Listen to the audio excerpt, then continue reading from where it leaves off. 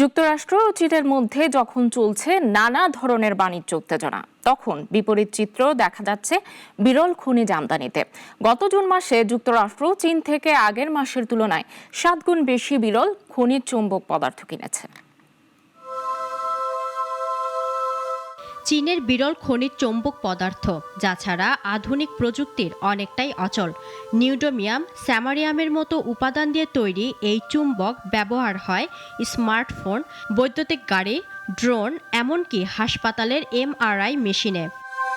সম্প্রতি চীনের শুল্ক বিভাগের প্রকাশিত তথ্যে জানা যায়, জুন মাসে যুক্তরাষ্ট্রে 353 মেট্রিক টন বিরল খনিজ আমদানি করেছে চীন থেকে, যা মে মাসের তুলনায় 660% বেশি। এই বৃদ্ধি আসে এমন সময় যখন দুই দেশের মধ্যে বিরল খনিজ নিয়ে সমঝোতা চুক্তি হয়েছে। এ চুক্তির পরপরই মার্কিন চিপ নির্মাতা এনভিডিয়া ঘোষণা দিয়েছে তারা আবার চীনে H20 AI চিপ বিক্রি শুরু করবে। যুক্তরাষ্ট্রের এই সিদ্ধান্ত শুধু প্রযুক্তি নয়, বৈশ্বিক রাজনীতির দিক থেকেও গুরুত্বপূর্ণ। বিশ্লেষকরা বলছেন, এটি দুই দেশের মধ্যে দীর্ঘমেয়াদী বাণিজ্যিক সমঝোতার ইঙ্গিত। এদিকে বিশ্বজুড়ে চীনের বিরল খনিজ রপ্তানিও বেড়েছে। মে মাসে 1238 টন থেকে বেড়ে জুনে হয়েছে 3188 টন, বৃদ্ধি 157%-এরও বেশি।